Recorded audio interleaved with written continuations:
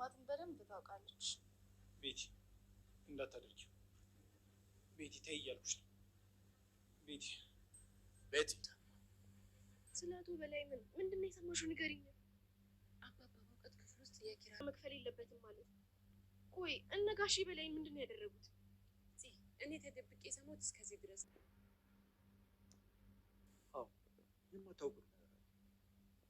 ይሄ ነገር እንደተዳፈነ ቢቀር ነው ሁላችንም ይሻል። አጎቴ ቆይ ምንድን ነው እውነቱ? ለምንድን ነው የምትደብቀን? ምናልባት አንተ እየደበቀን ያለው ነገር እኮ ከዚህ ችግራችን ከነስር መሰረቱ የሚያወጣን ነገር ሊሆን ይችላል። ደግሞ ኪራይ ይሄን ነገር ማወቅ የለበትም ትላለህ? ሴራ እያወቁ የኔን ህይወት ያደቀቁ በሰው ደምና እንባ ቤታቸውን የገነቡ የሰሩ አረመኔዎች ናቸው። የእሱ አባትና ቤተሰቦች የኔን ህይወት ሲያጠፉ የኔን ህይወት እንደ ወረቀት እየተቀለሉ ሲጥሉ እሱ ግን ይደሰትና ይጫወት ነበር። እና ክሩቤል ንጹህ ነው ተወው ነው የምትለኝ? ከሴጣን ዘሮች የበቀለ ፍሬ እንዴት ነው ንጹህ የሚሆነው? ፍሬው ከተበከለ ዘር ነው እሱም የተፈጠረው። በላይ በቀል የትኛውን ስኬት ያመጣል ብለህ? ቆይ አልገባኝም። ያን ያህል እንኳን ጻድቅ አይደለም። ትሰሚኛለሽ ቤቲ? ድጋሚ እዚህ ቢሮ እግርሽ እንዳይረግጥ። ከቤተሰቤም ሆነ ከስራ ቦታ ይራቂ። ድጋሚ እንዳለሽ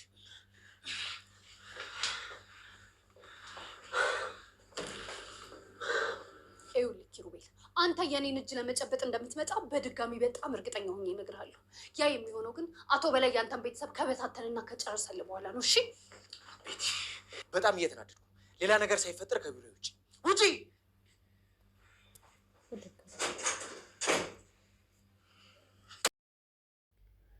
አቶ በላይ የዘሩትን ማጨድ ያለበት ልጁ ነው። ስለዚህ ከሰይጣን የተዘራ ዘሩ ያው ሰይጣን ነው፣ ምን ሊተርፍ ነው እያለ በኪራ ላይ አሁንም ዘመቻውን ቀጥሎበታል። አባባ እውቀቱ የእህቴ ልጅ ይህን ነገር መቅመስ የለበትም ያሉት ኪራን ለማጥቃት የምትፈልግ ከሆነ ከፊት የምቆመው እኔ ነኝ ብለው ዝተውበታል። ለአቶ በላይ የሰጡት መልስ ሌና ምናሉሽ አሁንም ግርግዳ ወይም በር ተደግፋ ማድመጧን ቀጥላበታለች። ስለ ኪራ የተወራውን በጨረፍታ የሰማችው ሊና ምን ብላ ይሆን? አሁንም ናሆም በንዴት ላይ ይገኛል። ሚስቴና ልጄን እኔ ማስተዳደር አልችልም ወይ? አቅመ ቢስ ወንድ መሰልኩኝ? አሁንስ እንዴት አይነት እርምጃ ትወስጃለሽ ብሎ ምሩን በጩኸት አብዶባታል። ኪራና ቤቲ አሁንም ስምምነት ሊያካሂዱ ነው ወይስ ምን ሊያረጉ ነው? ይህን ነገር አብረን እናየዋለን። አሰላሙ አለይኩም ወራህመቱላሂ ወበረካቱ። ውድና የተከበራችሁ የቻናላችን ቤተሰቦች ሰላማችሁ እንደንደራሽዋ ይብዛላችሁ እያል ጽናት ተወዳጁ ድራማ ቀጣይ ክፍል ይዘንላችሁ መጥተናል። ጽናት አሁንም በመጨነቅ ላይ ትገኛለች። ባለፈው ክፍል ያቆምንላችሁ ናሆም ተናዶ ከቤት ወጥቶ ነበረ። አሁን ግን ምሩ በተመሳሳይ ሁኔታ ሽምጠጥ አርጋ ክዳለች። እኔ ሄድኩት ከነ ጽናት ቤት ነው፣ የትም አልሄድኩም። ናሆሜ አትበሳጭ፣ አትናደድ እያለ ማረጋጋቱን ቀጥላበታለች። ናሆም ግን እውነቱን ተናገሪ፣ እነ ኪራ ቤት ሄጄ አጥቼሻለሁኝ። ጽናትን ስጠይቃ ምሩ አልመጣችም ወይ ስላት አልመጣችም ስትለኝ እንዴት ልቤ እንደደነገጠ እኔ ነኝ የማውቀው። ምንድን ነው የተፈጠረ ያለው? የድሮዋ ምሩ የት ሄዳ ነው? ሚስቴን አላውቃትም እንዴ? ከቤት እንኳን ስትወጣ እኮ ናሆሜ ልወጣ ነው ብላኝ አስፈቅዳኝ ነው የምትወጣው። አሁን ምን እየተካሄደ ነው? ምን እንደሆነ ግራ ገብቶኛል አላት። ናሆም በጣም ስለተበሳጨ ምሩ ማረጋጋቷን ቀጠለችበት። ምሩም አረ ናሆሜ ተረጋጋ፣ በዚህ ሁኔታ እንዴት ብዬ ነው ለአንተ ይህን ነገር የምነግርህ? ተረጋጋና በደንብ ላስረዳህ አለችው። ምንድነው የተፈጠረው? እንድታስረጅኝ እፈልጋለሁ አላት። እኔ በድብቅ አንድ ነገር ጀምሬያለሁ፣ እሱም ስራ ነው። ስራ ደግሞ አንተን ማገዝ አለብኝ። እኔና አንተ ነበር በፊት፣ አሁን ግን ልጃችንም ስለመጣች ለማማዬ ስንል ያለውን ሁሉ ሙሉ ኃይላችንን መጠቀም አለብን። አንተ ስትጨናነቅና እንደዚህ ጉና ማየት አልፈልግም ናሆም ያለችው። እኔን የምታግዥኝ በእንደዚህ አይነት መልኩ አይደለም። እኔ ሚስቴ እንድታግዘኝ የምፈልገው ልጇንና ራሷን ጠብቃ እቤት ውስጥ ከስራ ስመጣ ደግሜ እቤት ውስጥ ቁጭ ብላ እንዳያት ነው የምፈልገው። በዚህ ሁኔታ ነው እንጂ የምታግዥኝ እኔ ለሚስቴና ለልጄ ማስተዳደር የማልችል ወንድ ይመስል ለምንድን ነው ዝቅተኝነት ስሜት እንዲሰማኝ የምታረጊ ብሎ ተናዶ ጣውላውን በእርግጫ ብሎት ልጅቱም እያለቀሰች ቤቱን መንቅሮት ወጥቷል። የሆነውን ሁሉ ለሚወደውና ለሚያደንቀው እርጋታ ላለው ለቅዱስ ነግሮታል ከዚህ በፊት። አሁንም በድጋሚ ነግሮታል። እኔ ዝቅተኝነት ስሜት እየሰማኝ ነው ቅዱሴ፣ ለምንድን ነው ምሩ እንደዚህ የምታደርገው ብሎታል። ረጋ በልና አሁን ሁሉም በችኮላ መገመት ወይም ማሰብ መጥፎ እርምጃ ነው የሚያመጣው። ምሩ ደግሞ ለአንተ ካላት ፍቅር አንጻር ለአንተ መልካም ነገር ነው እንጂ ያሰበችልህ ክፉ ነገር አይደለም። ይህን ነገር ልትል አይገባህም ብሎ ቅዱስን ማረጋግቶታል። በጣም ደስ ይላል። ፍቅራቸው ያስደስታል። ነገር ግን አሁንም ከስራው አልቆም ያለች ትመስላለች ምሩ ልጇን ጽናት ቤት አስቀምጣ ለጽናት ሰጥታ ወደ ስራ ሄዳለች። ጽናትም ለምንድን ነው እንደዚህ የምታረጊው ምሩዬ? የተፈጠረው በመሀላችሁ ምንድን ነው? በቀደም ናሆም መጥቶ ተናዶ ነው የወጣው። ምንም ነገር አትደብቂ፣ ሁሉን ነገር ንገሪኝ አለቻት። በደንብ አፋጣ ስትይዛት ብቻ እውነቱን ነገረቻት። ስራ እንደጀመረች እና ልጇን እንደምታስቀምጥላት ከእሷ ጋር መክራት ወጣች። ምንም እንደማትልሽ እና እንደማታስቸግርሽ በእርግጠኝነት እናገራለሁ አለች። ምንም ችግር የለውም ምሩዬ፣ አይደለም ለአንድ ቀን እድሜ ልኬን ነው የሚባሉት እድሜ ልኬን ባሳድግልሽ ያንቺ ልጅ ማለት የኔ ልጅ ናት ብላ ምንም በማይ ምንድን ነው የሚባለው ጓደኝነት እንደዚህ እንደ ልጅ እንደ እናትና እንደ እናት ልጅ ነው የምታያት እና እንደ እናት ልጅ አይታ ነው የተቀበለቻት። እሷን ብትዘናባት ነው ልጇ ጥላላት ሄደችው። ደስ ይላል በፍቅራቸው ማለት ነው። የእውነት የሚያርግላችሁ። ያንቺ ልጅ ማለት የኔ ልጅ ናት አይደለም ለአንድ ቀን ሁሌ ባሳድጋት እኔ ችግር የለብኝም ብላ ጽናትም ተቀብላታለች። ነገር ግን ጽናት አረጋግታታለች። ምሩዬ ይሄ ነገር ስራ መጀመሪያሽ ጥሩ ነገር ሆኖ እያለ ነገር ግን ትዳርሽን እንዳያፈርስብሽ፣ ናሆሜ ደግሞ የዝቅተኝነት ስሜት እንዳይሰማው፣ ስለዚህ ብትመካከሩና ችግሩን ብትፈቱት ይሻላል ብላ ጽናትም መክራታለች። አሁንም ከኪራ እጅ ላይ አንነቀልም። ቤተሰቡ የዘሩትን ሁሉ ማጨድ አለበት። እሱ አጭዶም ሰብስቦም የቆለለውን መበታተን አለበት ያለ ይመስላል አቶ በላይ አባ በእውቀቱን ቀጥሯቸው ነበረ። አባ በእውቀቱም እየጠበቁት ነበር። ቆየሁብህ እንዲህ አለ። እያወቅኸው አትጠይቀኝ ብለው አባ በእውቀቱን መለሱለት። እሾህም በሾህ ይባል የለ። አባ በእውቀቱና አቶ በላይ የድሮውን ሁኔታ ሁሉንም ያውቃሉ። ስለ ቤተሰብ ስር መሰረት ጠንቅቀው የሚያውቁት አባ በእውቀቱ ለኪራ ግን ምንም አይነት ነገር መናገር አይፈልጉም። የኪራን ደህንነት እጠብቃለሁኝ፣ ከፊት ለፊት ነው የምቆመው፣ አንድም ችግርና ቅንጣት ያክል ነገር እንዲነካው አልፈልግም ያሉ ይመስላሉ። በላይ መዛቱን ቀጥሎበታል። እሱ ከሰይጣን ነው የተወለደው፣ የሰይጣን ዝርያ ደግሞ ሰይጣን ነው ትርፉ። ስለዚህ እኔን ጥላችሁ የነበረ ከጥቁር ገደል አስገብታችሁ አይነሳም ብላችሁ በእኔ ደምና ላብ በእኔ እድሜ እንደ ወረቀት እየቀደዳችሁ ተጠቅማችሁበታል። እኔ ግን ይኸው ከፍ ብዬ ከእናንተ በላይ ተገኝቻለሁ። ስለዚህ ዛሬ እያንዳንዳችሁ ዋጋችሁን ነው የምሰጣችሁ። እውነቱን እያወቅ ከእውነት ጎን ቁም፣ ምንም አያደርግልህም ውሸት እያለ ይመስላል አቶ በላይ አባ በእውቀቱ ግን ኪራ ምንም አያውቅም፣ ንጹህ ነው። እነሱም ደግሞ ዘመዶቹና ወገኖቹ የሰሩትን ኪራ መቀበል የለበትም። ስለዚህ ለበደሉህና በአንተ ላይ ግፍ በተረማመዱት የምድርም አምላክ አለ የሰማይም አምላክ አለ፣ ፍርዱን ለነሱ ብተውላቸው አሉት። ነገር ግን አቶ በላይ አሻፈረኝ አሉት። አይቻልም፣ እኔ ራሴ እያንዳንዱን ዋጋቸውን ነው የምሰጣቸው። አንተም ደግሞ እውነቱን እያወቅ ከውሸት ጎን ባትሆን ይሻላል ብለው ተዛዝተው ተለያይተዋል። አባ በእውቀቱ ይሄን ነገር ይዘው ወደ ቤት አመሩ።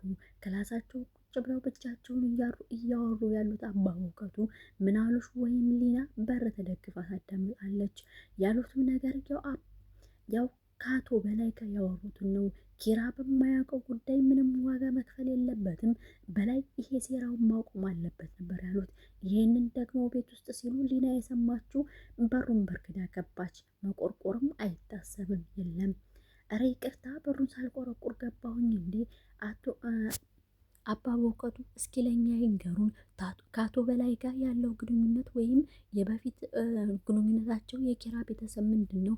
ኪራስ አሁን መክፈል ያለበት ነገር ምንድን ነው? እያለች አባ በእውቀቱን ማፋጠጥ ቀጠለችበት።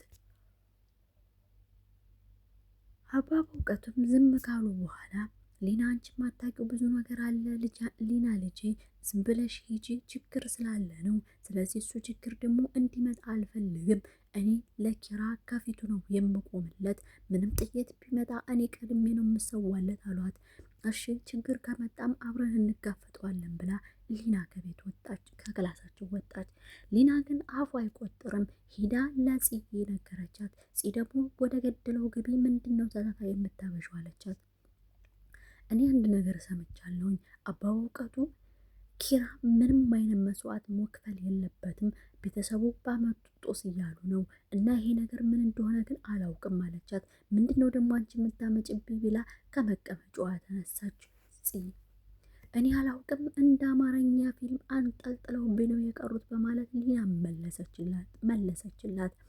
አባባ እውቀቱ ይሄን ሰምተው ስለነበረ ከበር ስር ስለነበሩ አዎ ይሄ ነገር ትክክል ነው፣ ኪራ ምንም አይነት ውለታ መክፈል የለበትም፣ የማንንም ጦስ ማፈስ የለበትም አሏት። እና አባባ እውቀቱን ለምን ለኪራ አንነግረውም? ስለዚህ ያለውን ነገር ሁሉ ከስር መሰረቱ የሚፈነቅል ሊሆን ይችላል ብላ ተናገረች።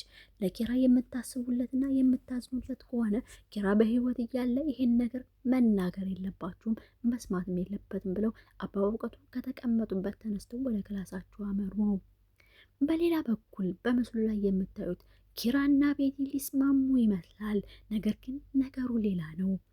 ቤቲ አይኗን በጨው አጥባ ያን ሁሉ በደልና ግፍ ከሀስከበ ካደረሰችበት በኋላ አልበቃት ብሎ መረታንያ ወይም በድጋሜ ደጋግባ ከወጋችውና ካቆሰለችው በኋላ ኪራ ቢሉ ይቅርታ ልትጠይቀው መጣች። ኪራም ያንቺ ይቅርታ ለኔ ምንም አይፈይድልኝም፣ ከዚህ በፊት መሳሪያ ወይም ጥይት ግንባሩ ላይ ልተኩስበት የነበረ አንድ ወንድ ላይ አሁን መጥቶ ይቅርታ መጠየቅ ከሜዳ ተነስቶ ምን ማለት ነው? ግንባሬ ላይ ሞኝ የሚባል ነገር ተጽፎብኛል ይመስልሻል እንዴ? እስኪ ልብ ብለሽኝ አላት ኪራም። አረ ቁጭ በልና እንወያይ አለችው። ቁጭ ብለውም ሲወያዩ በላይ ጥላታችን ነው፣ ለአንተም ጥላትህ ለእኔም ጥላቴ ነው። ስለዚህ ተባብረን ብናጠፋው ማጥፋት እንችላለን፣ አቅም ይኖርናል ብላ ነገረችው። ኪራ ግን እጁን ዘረጋና ሰላም ካለት በኋላ አንገቷን አውቆ ከቢሮ አስፈንጥሮ ነው ያስወጣት። አንቺ ከዚህ በኋላ ነቀርሳ ነሽ፣ የነቀርሳም ነቀርሳ ከቤተሰቦች ላይም ከኔ ላይም ተነቅለሽ መወርወር አለብሽ፣ እዚህ ቢሮ ድርሽና ዝው እንዳትይ ብሎ አስጠንቅቋት ከቢሮ መናቅሮ አስወጥቷታል። ከወጣችን በኋላ ያገኘችው ነገር ቢኖር ሀናና ኤደንን ነበረ። ሀናና ኤደንም ሲያላግጡባት ሀና እንዲህ በማለት ጀመረች። እረ ኤዱ ዛሬ በግራ ጎኔ ነው እንዴት ተነሳሁት ወይም ጾለት አላደረኩም አለች። ኤደንም አዎ ይመስለኛል፣ ምን ነው ሀና እያለቻት ይኸው ከፊት የሚያጋጥመኝ ምን ነገር እንደሆነ ይልኝ አለች። ቤቲ ነበረች ከፊት ለፊታቸው የቆመችው። አንድ እኮ ሰይጣን ብለሽ ተረት አውርተሽ ነበር ኤዱ አለች ሀና ስትቀጥል። ይሄም ደግሞ ሰይጣን የሚመስለው ይሄው እዚህ ፊት ለፊታችን ቁሟል አለች። ቤቲ ነው እንግዲህ ሰይጣን የምትላት። መቼም እዚህ ሰፈር ምን ልታረጊኝ የመጣሽው? መቼም ትዳር መካከል ልትገቢ ይሆናል በማለት ሀና ጠየቀቻት። አንቺ ስነ ስርዓት አይኖርሽም እንዲህ አለች። አይ ትዳር ውስጥ ለመግባት ከሆነ ኪራና ጽናት ፊት አረለም አንቺ ንፋስ እንኳን እስኪ ይቅርታ ትንሽ ዋየ በመሀላችሁ ልግባ ብሎ አስፈቅዶ ነው የሚገባው በማለት ተሳለቁባት። ቤቲ የበለጠ እርር ድብን ብላ ከዛ ሰፈር ወጥታ ሄደች። ሄኖክ በሌላ በኩል የት ሄደሽ ነው በማለት ቤቲን አፋቶ ጠይቋታል። እኔ የሄድኩት ኪራ ቤት ነው፣ ኪራን ይቅርታ ልጠይቀው አለች። አንቺ አታፍሪም? አይንሽን በጨው አጥበሽ የበደልሽውን የሰራሽውን ኃጢአትና ወንጀሉን አጠራቅመሽ አሁን ከሱ ፊት ስትሄጂ ማፈሪያ ፊነሽ ብሎ እዛው ከፍ ዝቅ አድርጓታል። አሁንም የሚያቅነዘንዘው ከዚህ መርዝ እንደበላች አይጥ እንደምላችሁ አማን አሁንም አቶ በላይ ጋር ሄዶ ይቅርታ ጠይቋቸዋል። አቶ በላይ ግን ለይቅርታው ዘገየት አላሉም። ይቅርታ አድርጌልሃለሁ፣ ነገር ግን መሸጋገሪያ ድልድይ ነው የምጠቀምብህ እንጂ በደንብ አድርጌ ከነቤቴ ጋር አስሬ ነው የሚገርፈ ብለው ማስጠንቀቂያ በሆዳቸው ሰጥተዋል። ሂሊና በላይ ለምንድን ነው ለሱ ምህረት የሚደረግለት ከኛ ጋር ተባብሮ የሚሰራው ብላ ለአባቷ ቀጭን ትዕዛዝ ሰጥተዋለች። አንድ ነገር ቢደርስብህ ውድ ከራሴ አባቴ ከአንተ ጋር ለስማማን ብላ ተመናቅራ ወደ ክላስ ገብታለች። በመሆኑም በአንድ ላይ ሆነው ከነ ቤት አመሩ። አማን አቶ በላይ አማን አቶ በላይና ሂሊና በላይ ተያይዘውም ሄኖክን ለመግደል ይህን ጥይት ከዚህ ቤት ከሁለት አንደኛችሁ መሞት አለባችሁ፣ ስለዚህ ጥይቱን አንሱና ተገዳደሉ ተባሉ። አንገዳደልም እኔም እሷም የተባባሉ ይመስል ሄኖክና ቤቲ እኔ ቤቴን አልገልም፣ እሷ ደግሞ ሄኖክን አልገልም ትላለች። አቶ በላይ በንዴት ተናደደና 1 2 3 4 ይህን ጥይት ካላነሳችሁት የወየውላችሁ አላቸው። በመጨረሻም ቤቲ ለቀም አርጋ ጥይቱን አነሳች፣ ወደ ሄኖክ ላይ ደቀነችበት። ጥይቱን ፎርጂ ስለሆነ አልገደለላትም። ተሳለቁባት፣ ሳቁባት። ጽናት ተከታታይ ድራማ ይሄን ይመስል ነበር። በቀጣይ ክፍል እስከምንገናኝ ቸርን ሰንበት እያልኩኝ ላይክ እና ሰብስክራይብ፣ ሼር፣ ኮሜንት ማድረገውን አትርሱ። አሰላሙ አለይኩም ወራህመቱላሂ ወበረካቱ።